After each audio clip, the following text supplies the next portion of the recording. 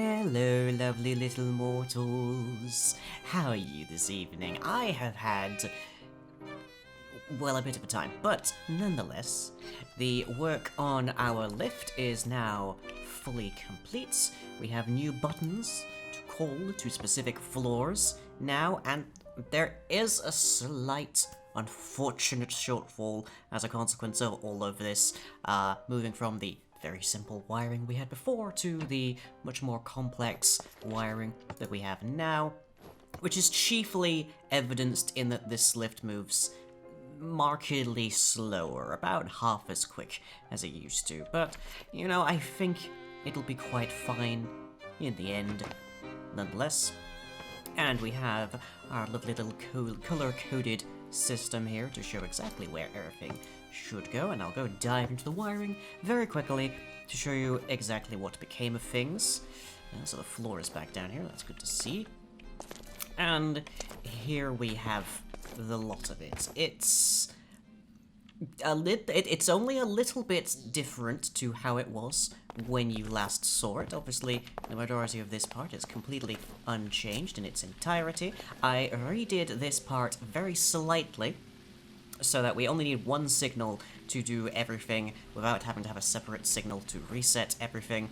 And that is done very easily just by having these pulse repeaters, with one of them having a single tick of delay in between them, therefore the reset goes through and then the actual setting part goes through. And over here we had a problem, which was if the signal for where the lift was currently at had a sufficient enough delay before it updated, then the lift would just bob up and down because it thought the signal was 0 for just long enough to break contact with the redstone contact, and then everything just went back to weirdness again. So I remedied that very simply. I could do this a little better, but in the name of having as little a delay as possible, we've just got a 1-tick delay here. And that is just long enough when this switches off before the next one switches on. That is just long enough that the redstone wire has enough time to blink for like a split fraction of a second. If you blink, you will miss it, and then the whole thing operates as we anticipated. So consequently, everything works quite neat and tidily. I can in fact send it to the top floor here very easily just by telling it that, or rather that's the bottom floor, but nonetheless, and it will just happily come along all the way down here. Ah, lovely. There we go, just stick it there. But as I say, because of the delay, I had to slow the lift down considerably so that it's actually able to give the wiring enough time to figure out what it needs to be doing, and tragic though it be, it does at least work.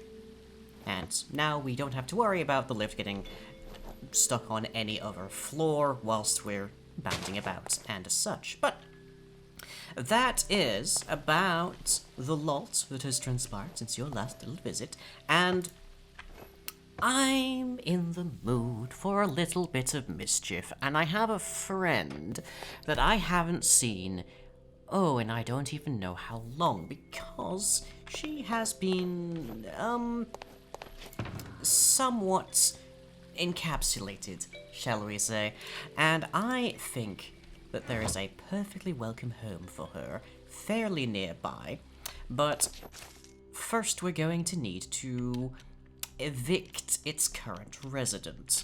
And if we have our way over here towards our lovely little windmill, you will perhaps begin to see exactly whomst I am referring to. Because over here, near our windmill, our wonderful windmill, with our wonderful little wheat farm that we spent so much time on, making sure it was nice and pretty and heavily automated and made no problems whatsoever for whatever mortals may find their way along, is surrounded by frost, of which I know only one creature that would utterly ruin my aesthetic around here. All of the other animals are gone, some trees entire, and I know exactly what's done this. So, over here, not terribly far, indeed, I should think, is an ice dragon. There you are. So we're going to start our day, as it were, by showing them the mercy of the archfey, if we will.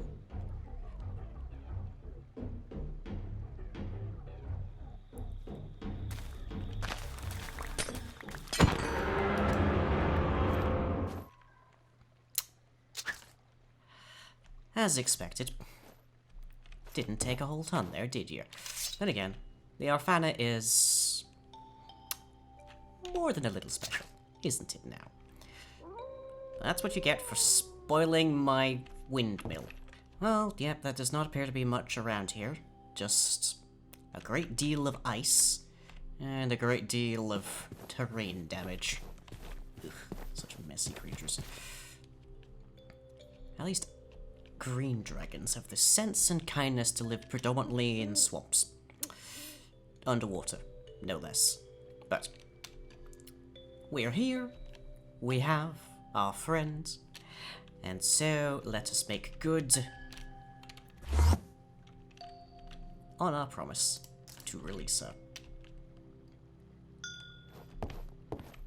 Yes, I think this will do quite nicely. Nice little underhang. I think she'll enjoy this. Right. Well, I shall see you on the morrow, madame.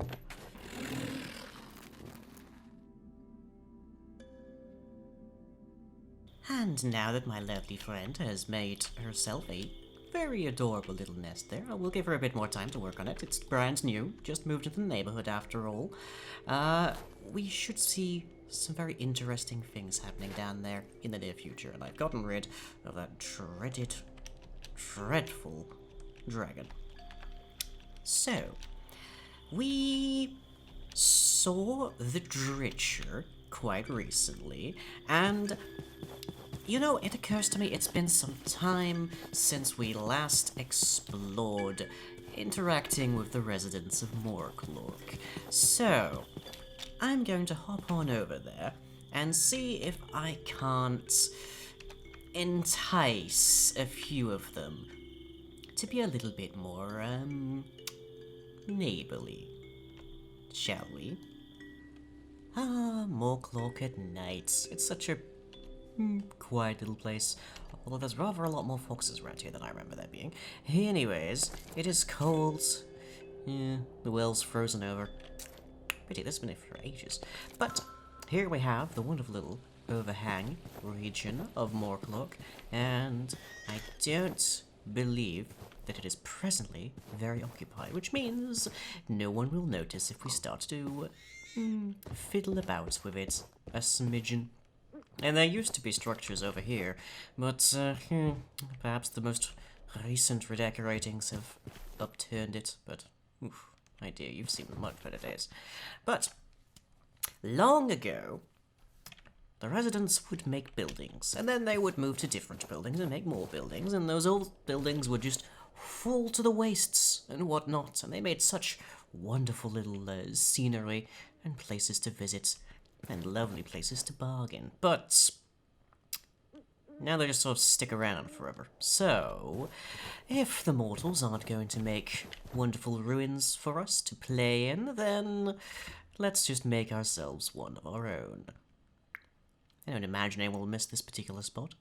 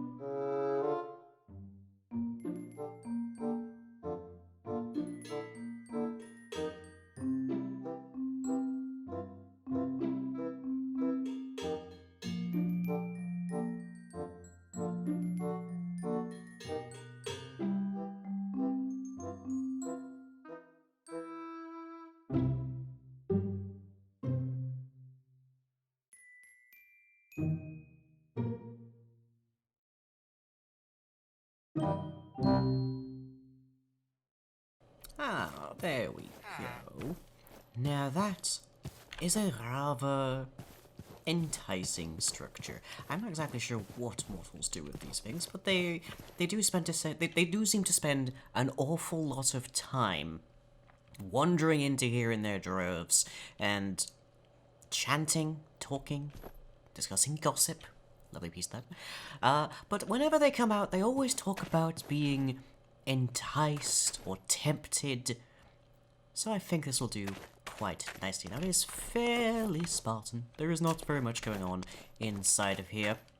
But I believe that we can spruce that up a little bit later. As it is, I'm unfortunately rather out of time for the moment.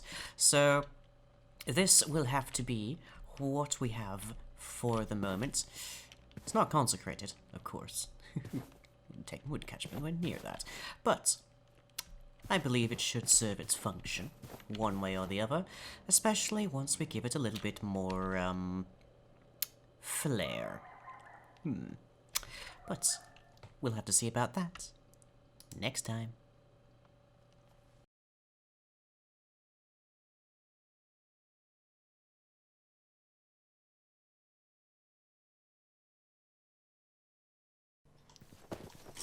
Hello there, Your Highness.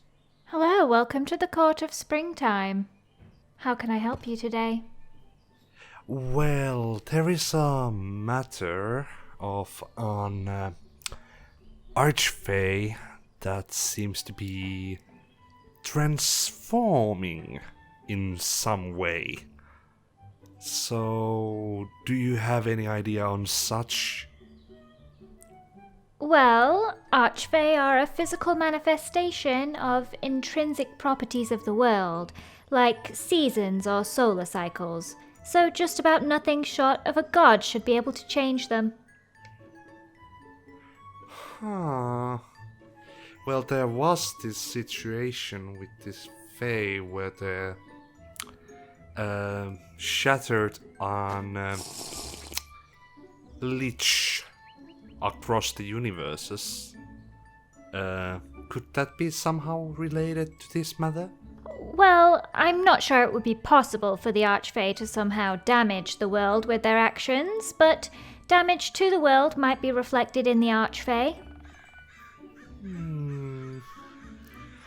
Well, that must be the case, but what could be a possible fix for such? Do I, stab the heart, mush the brains, or kill it with fire? No, not at all. It wouldn't be practical to kill the archfey. That's like trying to stab gravity or poison time. Archfey arise from natural forces. They should re-emerge from such natural forces when rendered absent, like displaced water rushing back into a lake. I don't quite catch what you are meaning here. Well, the archfey is like the lake water. When something displaces them, they aren't a lake anymore. They're just water. But when they flow back into the empty space, they take the form of the lake again. Huh. And what could be a possible way to displace this archfey? Well, I'm unable to offer any help myself. It's far too late in the seasons for my court to be doing any mortals any favours. But if the archfey spread the lich across universes, perhaps some part of it still exists in this one and could be of help. Huh. Trying to enlist a lich to help me. And to find one. Part of them. Huh. I'm not sure if I should do such dealings, but I shall give it a thought. Thank you kindly, Your Highness, for your time and help. I won't forget this. Yes, good luck. Thank you once again, and goodbye.